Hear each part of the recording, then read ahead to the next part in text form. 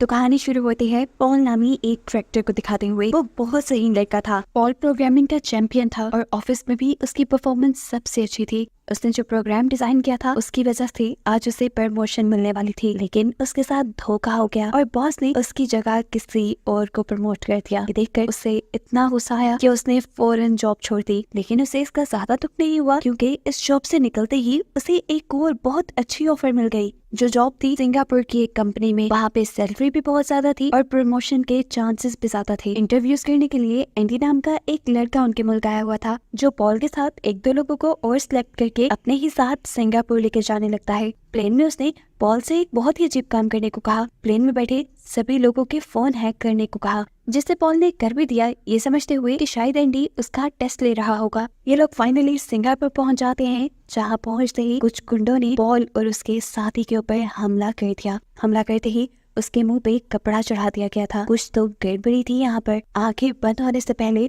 उसने इन गुंडों के साथ एंडी को भी देखा था और उसी लम्हे वो समझ गया था कि जिस जॉब की लालच में वो यहाँ तक पहुँच गया है वो जॉब जरूर एक स्कैम है। खैर, जब पॉल और उसके साथी की आंख खुली तो वो एक दूसरे मुल्क में थे। इस नए मुल्क में ये लोग एक अजीब सी फैक्ट्री के पास आकर रुके थे, जहाँ पर इन्हें मिलता है बेन, गैम्बलिंग इंडस्ट्री का सबसे बड़ा गैंगस्टर। वो इन्हें यहाँ बताता है कि तुम आज से हमारे साथ काम करोगे और अगर नहीं करोगे तो अपना हशर खुद ही देख लेना। पॉल इस बात से बुरी तरह डर चुका था। उसे अब फैक्ट्री के अंदर लेकर आया गया, जहाँ पर सभी लोग कंप्यूटर पे बैठे काम कर रहे थे। सबके मुंह से लग रहा था कि ये काम उनसे जबरदस्ती करवाया जा रहा है और जो ये काम नहीं करता था उसे टीजर गन से टॉर्चर भी किया जाता था। यहाँ पर मौजूद सभी लोग गैम्बलिंग एप्स बना रहे थे। इसके बाद इन सबको सेकंड फ्लोर पर लेकर जाया जाता है, जहाँ पर बड़े बड़े सॉफ्टवेयर इंजीनियर्स काम करते थे, जिनको प्रोग्रामिंग और डेटा माइनिंग बहुत अच्छे से आती थी। और मजेदार की बात ये थी कि यहाँ पे मौजूद लोगों को सैलरी भी पे की जाती थी, वो भी निचले फ्लोर के लोगों से ज्यादा। इसके बाद पॉल और उन सभी लोगों को बेन तीसरे फ्लोर पर लेकर जाता है, जहाँ पे बहुत सारी खूबसूरत लड़कियां थी और ये काम करती थी लड़कों को गैम्बलिंग के जाल में फंसाने का। इन लड़कियों से भी ये सारा काम जरूर जबरदस्ती ही करवाया जा रहा होगा। और ये बात जान के पॉल अंदर तक टूट गया, क्योंकि उसके सारे ख्वाब चकनाचूर हो गए थे। वो जिस उम्मीद से आया था कि उसका करियर सेट हो जाएगा, सब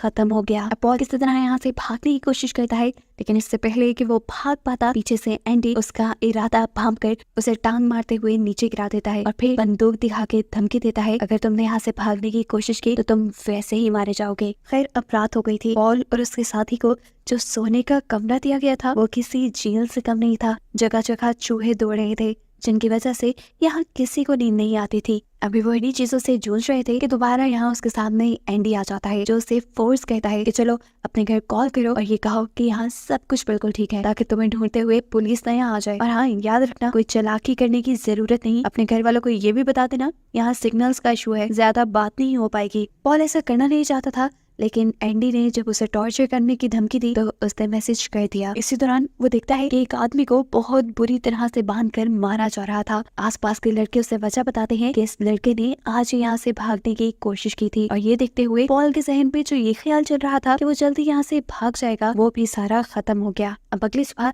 जब ये लोग काम पे आते हैं तो एंडी यहाँ पर पॉल को एक बहुत बड़ा स्कैम करने को कहता है। पॉल ये नहीं कर सकता था, उसने मना कर दिया और उसके मना करते ही यहाँ एंडी के लोगों ने उसे बुरी तरह पीटना शुरू कर दिया। उसकी चीखें सुनता हुआ यहाँ बेन आया, इन सबका बॉस। उसने सभी को रोका और कहा, अरे अरे रुको, इसे मारने की जरूरत नहीं, ये तो बिना मारे ही हमारा सारा काम करेगा। अब पॉल यहाँ पे उनकी गैम्बलिंग वेबसाइट के लिए एक एड डिजाइन करता है। उसने इनका काम तो कर दिया था, लेकिन यहाँ रहना उसे गवारा नहीं था। उसके जहन में एक आइडिया आया और वो हेल्प वाली एक चीट बनाकर पहुंच गया वॉशरूम में। उसकी उम्मीद के मुताबिक यहाँ उसे एक विंडो दिख भी गई, जहाँ से लेटर बाहर फेंकने पर उसे कोई ना कोई मदद तो मिल जाती। लेकिन अफसोस कि यहाँ की विंडो सील्ड थी और जिस सीट के ऊपर चढ़कर वो इस हेल्प वाले पेज को बाहर फेंकना चाह रहा था, वो सीट पे टूट गई। शोर सुनकर यहाँ से एक लड़की बाहर निकली, जिसे देखते ही पॉल घबरा गया। वो लड़की जबरदस्ती पॉल के हाथ से उसकी चिट ले लेती है, जिसमें उसने हेल्प मी का मैसेज लिखा हुआ था। और ये देखते ही पॉल घबरा गया। सीन कट होता है और हमें फ्लैशबैक में इस लड़की की कहानी पता चलती है। ये लड़की,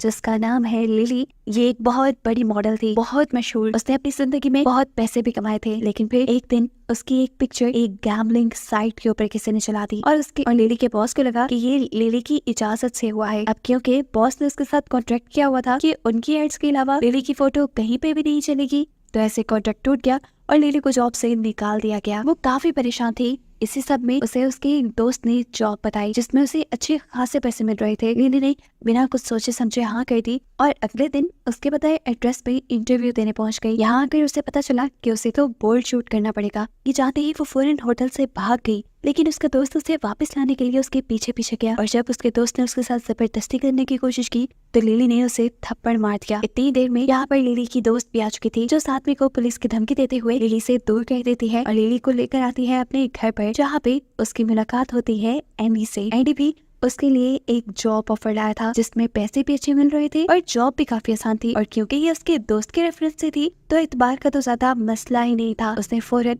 इस जॉब के लिए हाँ कर ली और फिर एंडी लिली जैसे ही कई मॉडल्स को लेकर इस गांव में आया, जहाँ आते ही इनसे इनके मोबाइल, पासपोर्ट और पैसे सब कुछ छीन लिया गया। और तब लिली को ये पता चला कि उसके साथ एक बहुत बड़ा स्कैम हो चुका है। यहाँ लाकर उन्हें जॉब दी गई कि वो लड़कों को गैम्बलिंग में यानी जुए में फंसाएंगी। लिली भी पॉल की तरह ये काम नहीं करना चाहती थी, लेकिन उसे भी सेम धमकी दी गई कि अगर उसने ये काम ना किया तो उसे मार दिया जाएगा। ना चाहते हुए भी लिली को ये जॉब करनी पड़ी। सीन्स दोबारा प्रेजेंट में शिफ्ट होते हैं और हमें दिखाया जाता है कि लिली और पॉल बात कर रहे थे। बात करते हुए पॉल को भी समझ आ गया कि लिली जबरदस्ती यहाँ पे है और यहाँ से भागना चाहती है। यहाँ इन दोनों के दरमियान में कुछ बातें होना शुरू हो गई और एकदम से कोई जोर जोर से दरवाजा नॉक करने लगा। ये एंडी ही था जो काफी देर से लिली को उसकी टेबल पे ना देखते हुए उसे यहाँ से लेने आया था। उसके बारे में जानते ही ये दोनों घबरा जाते हैं। पॉल तो फौरन वॉशरूम में जाकर अपने चिट को खुद ही खा लेता है, जबकि एंडी डरते हुए वॉशरूम का दरवाजा खोलती है और एंडी उसे टॉर्चर करने लगता है। तब वो उसे बताती है मेरी तबीयत ठीक नहीं थी,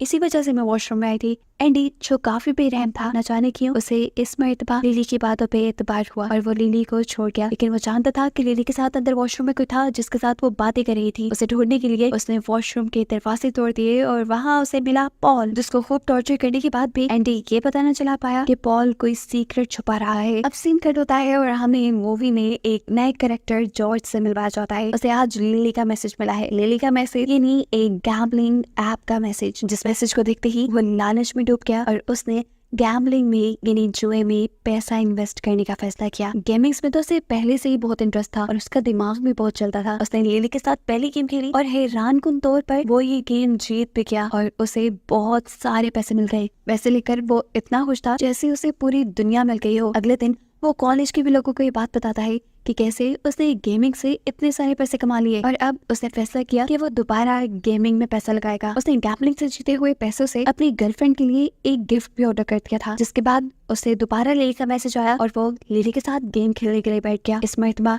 उसकी किस्मत ने बिल्कुल उसका साथ नहीं दिया और वो बुरी तरह हार गया। हारने पे उसे बहुत अफसोस हुआ था क्योंकि अब उसके पास तो अपनी गर्लफ्रेंड की गिफ्ट के पैसे भी नहीं रहे थे। ये सारी परेशानी लिए वो लिली को कॉल करता है। तब लिली उसे हौसला देती है, अरे तो क्या हुआ, तुम एक मर्तबा हारे, तुम दोबारा अपनी किस्मत आजमाना, देखना तुम जीत जाओगे। लिली से बात करने के बाद जॉर्ज ने फैसला कर ही लिया था कि वो एक और मर्तबा जरूर गेम खेलेगा। अब अगले दिन वो कॉलेज भी अपनी गर्लफ्रेंड के साथ था, तभी उसे लिली का मैसेज आ गया गेम ऑन होने का। मोबाइल की चार्जिंग बिलो थी। वो पूरी लाइब्रेरी में पागलों की तरह घुमा और मोबाइल को किसी के चार्जर के साथ अटैच करते हुए उसने अपनी गेम शुरू कर दी। अब इस मर्तबा भी जॉर्ज की किस्मत काम कर जाती है या ये भी लिली का एक प्लान था जॉर्ज को बार बार गेम में हिस्सा दिलाने का कि इस मर्तबा जॉर्ज दोबारा गैम्बलिंग में जीत गया और उसे लाखों रुपए मिले। इससे तो वो बहुत ज्यादा खुश था। अगले दिन जब वो ऑफिस में था तो उसे दोबारा लिली का मैसेज आ गया। इस मर्तबा लिली ने उसे एक लॉटरी टिकट खरीदने को कहा और उसने फौरन खरीद भी लिया। लॉटरी टिकट उसने बहुत महंगी खरीदी थी जिसका इनाम भी बहुत बड़ा था, लेकिन बदकिस्मती से वो हार गया और उसके अकाउंट में जितना भी बैंक बैलेंस था सब उड़ गया। लेकिन उसका गैम्बलिंग का नशा नहीं उतरा। गैम्बलिंग का भूत उस पे इतना सवार हो गया था कि अब उसने गेम खेलना रेगुलर स्टार्ट कर दिया था। इसके लिए जब उसके पास पैसे खत्म होने लगे तब उसने अपने एक्सपेंसिव जूते, कार, कपड़े सब बेच दिए। यहाँ तक कि अपने फ्रेंड सर्कल से भी बहुत ज्यादा उधार ले लिया। इस सारे पैसे के जाल में उसे समझ नहीं आया कि वो कुछ हासिल करने के बजाय सब कुछ हार रहा है। अब जॉर्ज अपने इतने ज्यादा पैसे डुबा देता है कि वो गैम्बलिंग वाले अपने पैसे निकलवाने के लिए जॉर्ज के घर पे ही हमला कर देते हैं और जॉर्ज के घर पे मौजूद सारी कीमती चीजें उठा कर ले जाते हैं। कीमती चीजें उठाने के बावजूद भी जॉर्ज का गैम्बलिंग वाला कर्जा उतर ही नहीं रहा था। इसीलिए अपने पैसे वापस लेने के लिए ये लोग उसे हॉस्पिटल ले गए और वहां जाकर उसके बॉडी का सारा खून बेच दिया। बॉडी से एकदम से इतना सारा खून निकलने की वजह से वो बहुत ज्यादा बीमार हो चुका था। अपने बेटे की हालत उसके पेरेंट्स से खराब देखी नहीं गई और फिर उसके पेरेंट्स ने अपनी सारी प्रॉपर्टी बेचकर उसका इलाज करवाया, साथ ही साथ उसका सारा कर्जा भी उतार दिया। अब उन्हें उम्मीद थी कि जॉर्ज ठीक होकर ये सब कुछ नहीं करेगा, वो इस सब से सीखेगा, लेकिन जिंदगी में इतना बड़ा हादसा होने के बावजूद भी वो बिल्कुल नहीं संभला और उसने दोबारा गैम्बलिंग शुरू कर दी। लेकिन इस मर्तबा सैम इन इसकी गर्लफ्रेंड इसका बहुत ख्याल रख रही थी और इस मर्तबा जब जॉर्ज ने बेट लगाई तो हैरानकुन तौर पे वो जीत भी गया पूरे 1 करोड़। इससे पहले कि वो खुश हो जाता, उसे उसकी गर्लफ्रेंड से पता चलता है कि वो उसकी बेट को पहले ही कैंसिल कर चुकी थी और ये जान के उसे बहुत ज्यादा गुस्सा आया। अब जॉर्ज जो गैम्बलिंग के लिए पागल हो चुका था, उसे किसी तरह तो पैसे चाहिए थे, इसीलिए उसने अपनी ग्रैंड माँ का सारा गोल्ड भी बेच दिया, घर की सारी कीमती चीजें बेच दी। और तब भी जब उसका दिल नहीं भरा तो उसने अपनी मॉम को ब्लैकमेल करते हुए उनसे उनके क्रेडिट कार्ड का, उनके लॉकर का, हर जगह का पासवर्ड लेकर वो सारे पैसे भी गवा दिए और बाद में अपना घर भी गिरवी रख दिया और सारे के सारे पैसे गैम्बलिंग में लगा दिए। लेकिन कोई फायदा नहीं, क्योंकि अब वो कोई बेट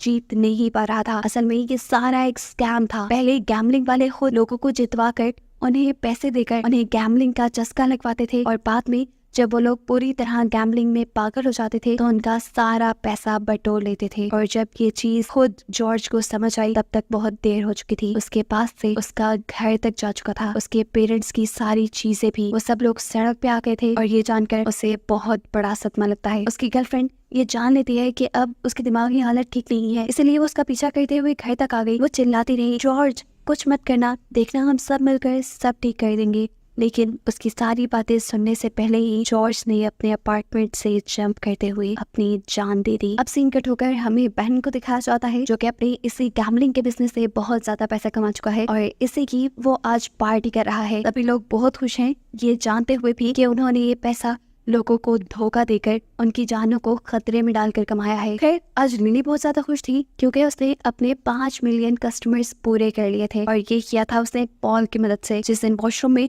वो दोनों बातें कर रहे थे तब पॉल ने उसे कहा था, मैं तुम्हारी यहाँ से जाने में मदद कर सकता हूँ, प्रोग्रामिंग के जरिए मैं तुम्हारे 5 मिलियन कस्टमर्स पूरे करवा दूंगा और फिर तुम यहाँ से चली जाओगी। अब इसी चीज के चलते वो बेन के पास आती है और उससे अपना पासपोर्ट मांगती है क्योंकि फाइनली अब वो घर जा सकती थी। लेकिन बदकिस्मती उसकी कि बेन ने उसे बताया कि तुम अभी घर नहीं जा सकती, तुम्हें 10 मिलियन का टारगेट पूरा करना होगा अब घर जाने के लिए। और ये सुनकर उसकी सारी उम्मीदें टूट गई। वो काम करने से मना भी नहीं कर सकती थी क्योंकि इसका अंजाम भी उसे पता था। यहाँ पर अब बेन पॉल से भी बहुत खुश था क्योंकि उसने यहाँ के सारे सिस्टम को इतना हाईटेक कर दिया था कि अब बेन को गैम्बलिंग के लिए दूसरे वर्कर्स की जरूरत नहीं रही थी। उसका सारा काम ऑटोमेटेड हो गया था कंप्यूटर्स के जरिए। इसी वजह से वो पॉल से बहुत ज्यादा खुश था और वो पॉल से कहता है, बताओ तुम्हें क्या चाहिए। और पॉल यहाँ अपने बारे में कुछ सोचने के बजाय यहाँ के सभी वर्कर्स की छुट्टी मांगता है। सब पॉल के इस फैसले से बहुत खुश थे, काफी देर से बात कर जा रहे थे, एक्साइटमेंट बहुत ज्यादा थी। जाते हुए एक लड़का पॉल से मिलकर भी जाता है जिसके हाथ में पॉल ने सीक्रेटली एक नोट दे दिया। इस नोट के अंदर बहुत कुछ लिखा हुआ था। असल में ये पुलिस के लिए एक सिग्नल था और नोट पकड़ने वाला लड़का भी ये बात समझ गया। एयरपोर्ट तक इन सबको छोड़ने के लिए एंडी जा रहा था, लेकिन रास्ते में ही अब एंडी का मन किया सिगरेट पीने का। पैसे उसके पास नहीं थे, इसीलिए उसने सारे वर्कर्स से पैसे मांगना शुरू कर दिए। किसी के पास भी पैसे नहीं निकले सिवाय उस लड़के के जिसे पॉल ने नोट पकड़ाया हुआ था। एंडी जब उसकी सिगरेट लेने गया तो शॉपकीपर ने बताया, एक्सक्यूज मी सर, ये नोट नहीं चल सकता, इस पे कुछ लिखा है। एंडी ने जब उस नोट को पढ़ा तो वो गुस्से से आग बकोला हो गया। वो समझ गया कि पुलिस को कोई खबर पहुंचाने वाला था। उसे में वो बस एयरपोर्ट लेने के बजाय वापस अपनी फैक्ट्री में ले आता है और बेन को सारी बात बता देता है कि कैसे ये सब लोग मिलकर यहाँ की इन्फॉर्मेशन पुलिस को देना चाहते हैं। बेन को भी गुस्सा आ जाता है और वो सभी लोगों को टॉर्चर करने का ऑर्डर देता है। ये टॉर्चर पॉल और लिली दोनों से ही बर्दाश्त नहीं हुआ और सबको बचाने के लिए उन दोनों ने अपने ऊपर इल्जाम ले लिया कि असल में वो हम ही हैं जो पुलिस तक यहाँ की खबरें पहुँचाना चाह रहे हैं। उन दोनों के इस किए की सजा के तौर पर पॉल की तो एक टांग ही काट दी जाती है, जबकि एंडी लिली के सारे नेल्स उखाड़ देता है जिससे उसे बहुत ज्यादा दर्द हुआ। अब ये लोग कुछ और गड़बड़ी ना कर दी,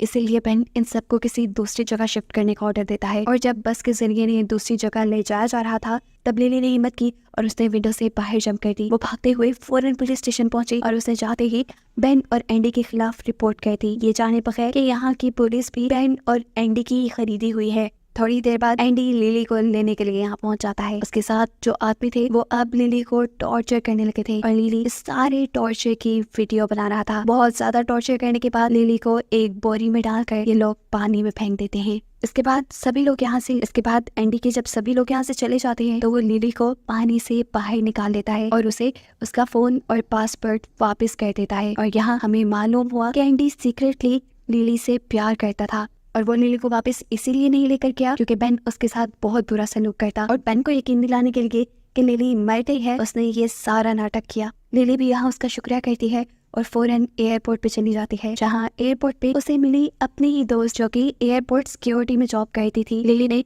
घबराते हुए उसे सब बता दिया जो उसके साथ हुआ था और बेन की सारी गैम्बलिंग एजेंसी का भी राज फाश कर दिया। यहाँ उसे मालूम हुआ कि बेन की गैम्बलिंग की चैन इतनी बड़ी है कि उसे इतनी आसानी से पकड़ा नहीं जा सकता। इसलिए पुलिस ने भी बहुत ही होशियारी से बेन को पकड़ने का एक प्लान बनाया और चुपके से पॉल के पास एक नोट भिजवाया गया जिसपे एक डेट और टाइम लिखी थी और लिखा था कि इस दिन इस टाइम पर तुम अपना फायर अलार्म ऑन कर देना। पॉल भी सारा कुछ समझ गया कि किसी ने इस चीज की रिपोर्ट पुलिस को करती है। उसने भी खास डेट और टाइम के ऊपर आग जलाते हुए वहाँ के फायर अलार्म जला दिए और ऐसा होते ही पुलिस फोर्स ने यहाँ पे रेड कर दी। अब बेन इस सारी चीजों से बहुत ज्यादा घबरा चुका था। उसे पता नहीं चला कि कैसे पुलिस ने उसे पहचान लिया और कैसे वो यहाँ तक पहुँच गई। थोड़ी देर बाद आखिर वो समझ गया कि उसे असल में किसी और ने नहीं बल्कि उसके अपने साथी एंडी ने धोखा दिया था। उसी में बेन एंडी को मारना चाहता था लेकिन वो ये नहीं कर पाया क्योंकि एंडी और उसका सालों का साथ था, वो भी भाइयों जैसा। इससे पहले कि वो कुछ और कहते